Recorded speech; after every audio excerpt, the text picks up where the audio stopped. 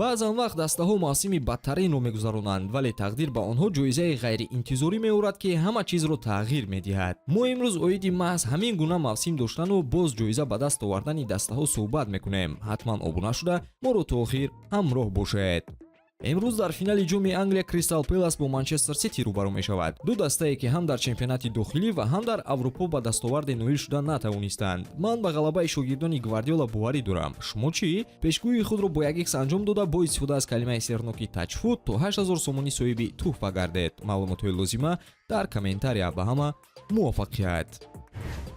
از توتنخم آغاز میکنیم. دسته‌ای که بدترین نتیجه رو نشان داده ایستاده است. این نتیجه‌ای که مخلصان سر از سال 1976 ندیده بودند. یعنی توتنخم تو امروز این قدر بد بازی نکرده بود و در تخمینه جدول جایگیر نشده بود. پس از عوض سرمربی کردن امید بود که دسته برای جام رقابت پذیر می شود. در اول همه چیز خوب بود، ولی بعداً همان سناریوی قبلی تکرار شد.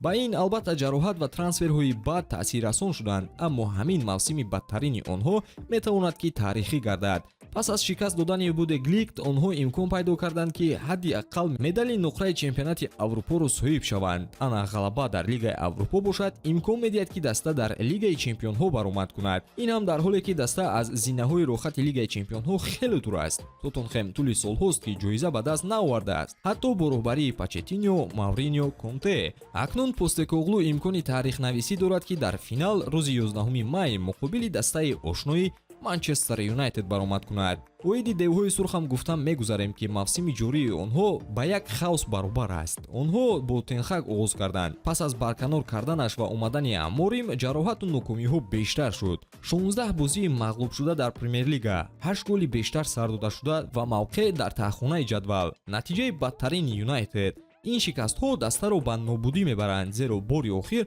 آنها سال 1974 چنین نشاندادی بد داشتند. برای همین همه چشم ها به دیوهای سرخ است که در فینال لیگ اروپا چیکار کرده میتوانند. این آخرین امکان برای دسته است که امید به فرد گذارد. جایزه میتواند حالت رو بهتر کند. باری آخر یونایتد این جایزه رو سال 2017 صاحب شده بود و با اموریم تکرار کردنش نشان میدهد که اومدن او بیفایده نبود. شاید همین قهرمانی سبب شود که اموریم در دسته باقی ماند، زیرا جایزه میتواند وضعیت رو بهتر کند و این رو ارتتا خوبتر از دیگران میداند.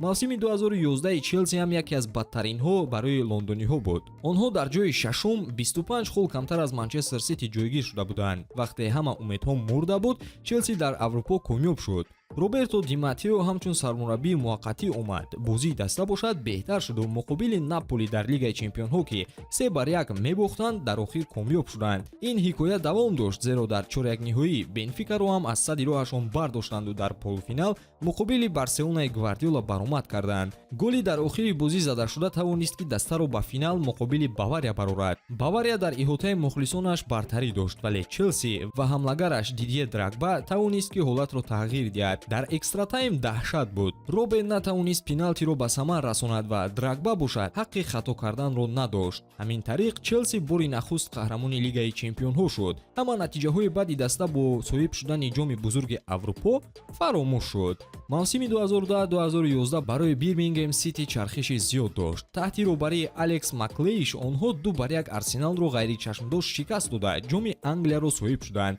این اولین جام آنها سر از سال 1963 بود و روخت لیگ اروپا رو میداد. همگان در شوک بودند و این به سبب نبود. دسته رو 2 امتیاز از زینه‌های آخرین جدا میکرد و این یک چرخش کلان برایشان شد. نگرید که با جراحت داشتن حملگران اساسی هم دسته در بازی‌های اخیر توانست غلبه‌ها رو به قید گیرد و در چمپیونات باقی ماند. باز کدام دسته‌ها رو میدونید که با برترین موسم خود توانستند جام رو صاحب شوند؟ حتما در کامنتاری قید کرده نوارهای جدید رو منتظر باشید. تا بازدید دوستان.